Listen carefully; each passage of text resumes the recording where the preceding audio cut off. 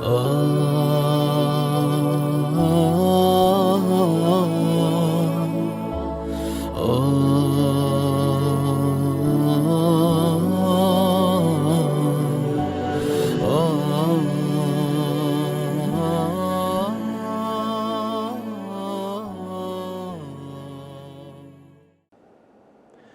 خودای بەخشندەی میهرەبان، ملیارەها ملیار حەمد و سەنا و سوپاس و ستایش بۆ زاتی پاکی ئەڵڵا کە خاوەنی هەموو ناز و نەعمەتەکانە. درود و سەڵات و سەلام بڕژێ بەسەر گیانی پاکی پێشەوامان، نوری چاو و تاجی سەرمان محەممەد المستەفا صلى الله عليه وسلم، و لەسەر یار و یاوەرانی و لەسەر شوێن کەوتوانی تا ڕۆژی دوایی. خۆشەویستانم ئازیزان، سەلام و ڕەحمەت و میهرەبانی خوای گەورە بڕژێ بەسەر دڵ و دەرونی هەمومان. خۆشحاڵم ئەو جارش لە بەرنامەکەی خۆتان ڕێگای گەیشتن بە خزمەت ئێوەی ئازیز و شاد بوومەوە. ئەمە لە دەستی ڕابردوو باسی چۆنیەتی محاسەبەکردنی کارەکانی خۆمان کرد، ئەو کارانی کە ئەنجاممان داوە لە پێش ئەنجامدانی و لە پاش ئەنجامدانی چۆن محاسەبەیەکی وردی خۆمان دەکەین.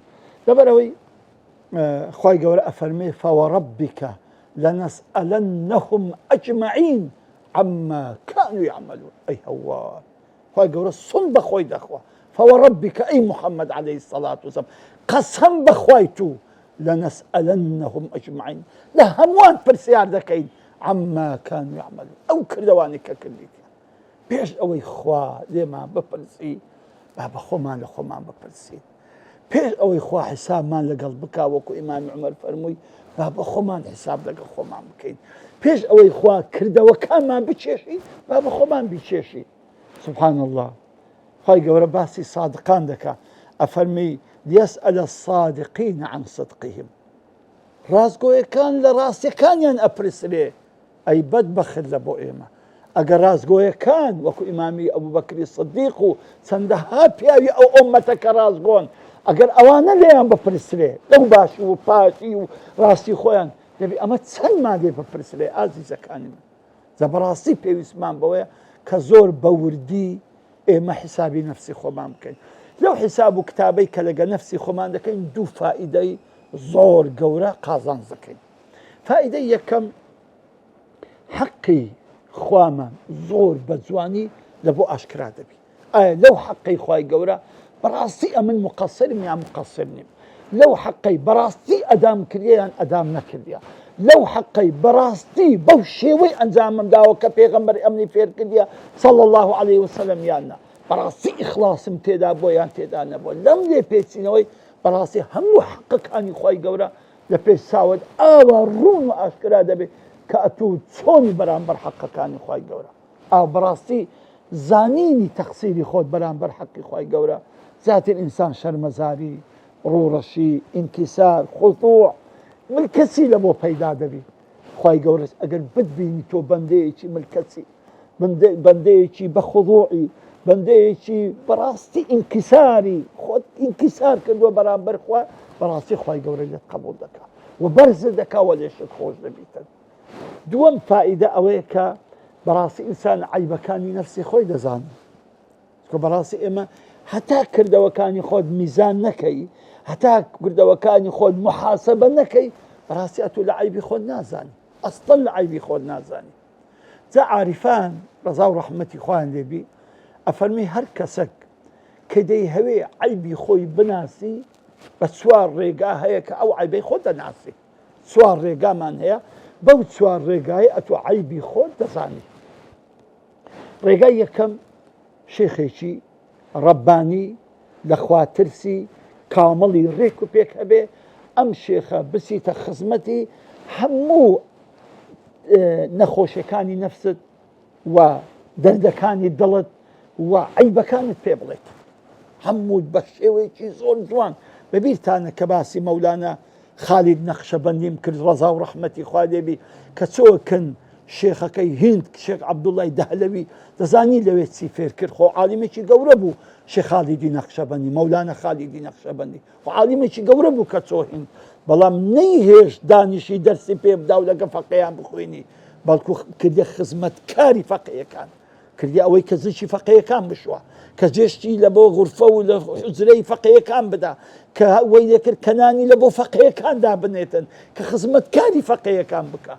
خۆ لەوان زیرەکتر بوو، لە هەمووشیان عالمتر بوو. نا لەبەرەوە ئەو شێخە دەیزانی عەیبی شێخ مەولانە خالیدی چییە، دەیزانی لە چ دەناڵێنی، دەزانی کێشەی چییە، بۆی دەرمانی ئەو دەردەی کرد کە ئەو دەیناڵان. بەڕاستی شێخی ئەوهامان نییە، ناڵێم نییە، ئەڵێم ئێمە بە خزمەتی نەگەیشتوین، تەمەنی ئێمە کەسێک نەبووە بچین لە خزمەتی دانیشین، بەڕاستی ئاوە بەم شێوە هەموو عەیبەکانمان پێ بڵێتن. خاڵی دووەم بۆ ناسینی عەیبەکانی خۆمان ئەوەیە کە برادەرێکی، برایەکی، ڕەفیقێکی، سەدیقێکی بەوەفای ڕاستگۆ بێ لەگەڵت هەموو عەیبەکانت پێ بڵێتن. لێ پێغەمبەری خوا عەلەیهی سەڵات وسەلام دەفەرمێ المؤمن مرآة المؤمن، ئیماندار ئاوێنەی ئیمانداریە، ئیماندار ئاوێنەی ئیمانداریە. لەبەرچی چکە ئەو برادەرەی تو، ئەو برا عەزیزەی تو، ئەو ڕەفیق و سەدیقەی تو کە بەڕاستی کە ئەگەر دڵسۆزە لەگەرت، ئەگەر ڕاستگۆیە، ئەگەر بەوەفایە، دەبێ هەموو عەیبەکانت پێ بڵێ. بۆی ئیمامی عومەر چی دەفەرموو؟ ئەی فەرموو ڕەحیمەه الله ئیمرەئەن ئەهدا ئیلەیە عەیوبی، ڕەحمەتی خوا لە هەر کەسێک کە عەیبەکانم بە هەدیە دەداتەوە، من بە هەدیە قبول دەکەم. هەر کەسێک عەیبی من پێم بڵێ ئەمن بە هەدیە قبول دەکەم، وە دەزانم هەدیەکی زۆر بە قیمەتی دایمێ. بەڵام ئێمە وانین، ئەمن ئەگەر گلەی لە برادێکم لە عەزیزێکم کەم یەکسەر لێم تووڕە دەبی قبولی ئەوەی نییە کە گلەی لێ بکەم، قبولی ئەوەی نییە کە برم کاکە ئەوە عەیبەت هەیە، قبولی نییە. لێکەواتە بە حەیاتیەوە کامڵ نابی، بە حەیاتی دروستیش نابیتن. کەنجین تۆ دروست دەبی بەرەو کەماڵ دەڕۆی، ئەو وەختی کە بەڕاستی ئامادەبی عەیبەکانی خۆت قبول کرد، ئامادەبی عەیبەکانت پێ بڵێن. بۆیە پێغەمبەری خوا عەلەیهی سەڵات وسەلام نمونەی بە ئاوێنە هینایتەوە کە ئیماندار ئاوێنەی ئیماندارە. لەبەرەوەی ئاوێنە کۆمەڵک سیفاتەیە. دکتۆر عوسمان غەریب هەڵەبجەیی ڕبی خوا تەمەنی درێژکە کتێبێکی هەیە لەسەر ئاوێنە، کتێبێکی هەیە لەسەر ئاوێنە، بەڕاستی هەرچی سیفاتی جوانی ئاوێنەیە تێیدا نووسیوە. پێم خۆشە بچنەوە کتێبە بخوێنەوە، بەڵام من چەند شتێکتان لە بۆ عەرز دەکەم. یەکەمین ئاوێنە یەک عادەتی هەیە کە ئەگەر عەیبیشت پیشاندا جوانیەکانیشت پیشان دەدا. ئاوێنە نەینۆک، ئەمەی خەڵکی هەولێرە دەرێن نەینۆک، یەک عادەتی هەیە ئەگەر کە دەسیە بەرامبەری ڕێک هەرچی جوانی تێ نیشانت دەدا، عەیبەکانیشت لەگەڵ نیشان دەدا. ئەوە یەک. دوو، ئەو ئاوێنە عادەتی وایە قەت عەیبەکەت گەورە ناکات، لە حەجمی خۆی چەندە ئەوەندە پیشان دەدا. قەت عەیبەکەت ئەگە خاڵێکم لێرە هەبی، خاڵەکەم ئەوەندە لێ ناکە، بەقەدەر حەجمی خۆی عەیبەکەم نیشان دەدا. ئەو سیفەتە جوانەی کەواتە بابای ئیماندار، برادەری و برای ڕەفیق و سەدیقی بە وەفای ڕاستگۆم دەبی ئاوا بێ. یەکەمین ئەگەر عەیبەکانیشم نیشان دەدا، با جوانەکانیشم نیشان بدە و لێم نەشاریتەوە. نەک عەیبەکانم نیشان بدە و بە جوانەکانم نیشان بدە، عەیبەکانم بشارتەوە و جوانەکانم نیشاندا، یاخۆ جوانەکانم بشارتەوە و عەیبەکانم نیشاندا. نەخێر، هەردووکم با پێ بڵێ. ئەوە یەک. دوو، دەبی بە حەجمی خۆی عەیبەکانی نیشاندا، بە حەجمی خۆی، نە گەورەی بکە، نە بە هیچیشی دابنێ، نەخێر، بەقەدەر حەجمی خۆی عەیبەکە نیشان بدە. ئەوە دوو. سێ، ئەگەر ئەو عەیبە ئاوێنە عادەتی وایە، ئەگەر ئەو عەیبە چا کرد کە دێوە بەرامبەری ئەو عەیبە ڕۆیە نەماوە. بەڵام ئێمە وانین، ئەمن عەیبێکم هەبوو چام کرد کە دێمەوە بەرام برادەرەکەم هەر پێم دەرێتەوە، هەر دەرێ عەیبەتە بوو، ئەرێ کاکە هەم بوو خۆ چام کرد، کاکە تۆ بەم لێ کرد، کاکە وازم هینا لەو عەیبەی. ئاوێنە وایە، ئاوێنە کە عەیبەکە چا کرد زارشکە پێ نیشان نادا، مەگەر عەیبەکە بەخۆی بێتەوە، زارشکە لێت پەیدا ببتەوە، ئەگەنا قەت نیشانی نادەتەوە ڕۆیشت. خاڵێکی تر، ئاوێنە هەر کاتێک کە لە بەرامبەر نەینۆکەکەی لاکەتی و یەکەچکە هاتە بەرامبەری عەیبی تو نیشان ناداتن، عەیبەکەی تو لەکە خۆت دەڕوا، قەت عەیبەکەی تو حفظ ناکە، ئەگە یەک هاتە بەرامبەری هەموو عەیبی تو پێپشاندە. نەخێر، هەر کاتێک لاکەتی عەیبەکەش لا دەکەوی و باسی کەس تو عەیبی توش ناکە لە بۆ کەسێککە. 100 جار ئەمە چوونە بەر نەینۆکێ، خۆ پێشە من چەند کەسێک چوویتە بەر نەینۆکێ، عەیبی کەسم نەدیتێ لە عەیبی خۆم نەبیت. سبحان الله. بەڕاستی ئەمە سیفاتی جوانی ئاوێنن کە دکتۆر عوسمان چەندەها سیفاتی جوانتری لە ئی ئاوێنەی باس کردووە لە کتێبەکەی خۆیدا کە زۆر گرینگە ئەمە لە حکمت و فەلسەفەی ئەو حەدیثە بگەین کە پێغەمبەری خوا عەلەیهی سەڵات وەسەلام کە فەرمووی المؤمن مرآة المؤمن، بەڕاستی ئیماندار ئاوێنەی ئیمانداریە. خاڵی سێم بۆ ئەوەی کە عیبی خۆت بزانی، گوتمان خاڵی یەکەم شێخێکی ڕەبانی، دووەمین برایەک و برادرێک و ڕەفیق و زەمیلێکی ڕازگۆی بۆ وەفا هەموو عیبەکانت پێ بڵێ، سێمینیان دوژمنەکانی خۆت، کە دائیمەن دوژمن لە دوو عیب و عارت دەگەڕێ، لە دوو نوقتەی زۆفت دەگەڕێ، لە دوو ئەو شتانە دەگەڕێ کە ئەڤڕۆت ببە. زۆر گرینگە محاولە بکەین لە زوبانی دوژمنەکانی خۆت هەموو عیبەکان بزانی، کە بەو شێوە ئەتوو بە عیبی خۆت حاڵی دەبی، بەو شێوە لە نوقتەی زۆفی خۆت حاڵی دەبی. واللهی جاروەیە ئەم دوژمنانە وا تەحلیلی نەفسیەتی تو دەکەن، وات خوڕ دەکەنەوە بەخۆشت ئەوها لە خۆ نەگەیشتی، بەخۆشت ئەوها لە خۆت حاڵینی.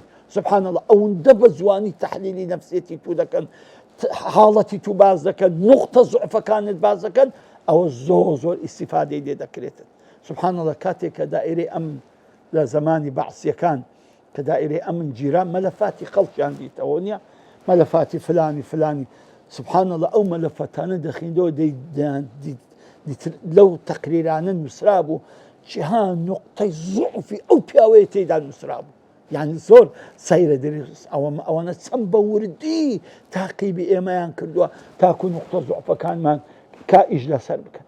کەواتە بەڕاستی دوژمن حاڵەتی سێم ئەوەیە کە دوژمن باشترین هۆکارە بۆ ناسینی عیبەکانی خۆمان. چوارەمین تێکەراو بوون لەگەڵ خەڵک. سان کە لەگە خەڵک تێکەراو دەبی، تاوان باسی پێشتر باسی ژەهرەکانی دڵمان کرد، گوتمان یەک لەوانە تۆکەرە تێکەراو بوونێکی زۆر لەگە خەڵکی، ئەوە ناڵێم، بەڵام ئیسان کە لە ناو خەڵک تێکەراو دەبی، هەرچی خەڵک بە قەبیح و بە ناشیرنی دەزانی ئەتو ئەنجامی مەدە، هەرچی خەڵک بە کرێت و بە شتێکی ناپەسەندی دەزانی ئەتو ئەنجامی مەدە، هەرچی خەڵک پێی ناشیرن بوو، هەرچی خەڵک پێی عیب بوو ئەتو ئەنجامی مەدە، کەواتە ئەتو پارێزراوی لەو عیبانەی کە ئینسان تووشی عیبە دەبیتن.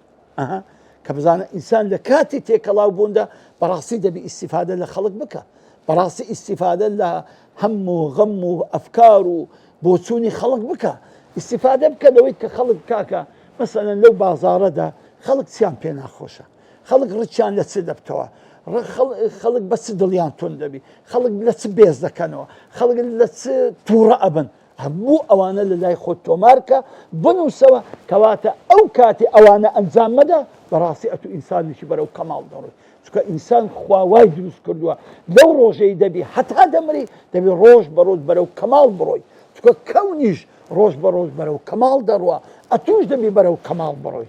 جا ئەوەی بۆ ڕاستی بۆ ئەوەی ببێ مسلمانێکی کامڵ، ببێ ئیماندارێکی کامڵ، ببێ سالکێکی کامڵ، بەڕاستی ئەبێ هەموو عیب و عارەکانی خۆت بزانی.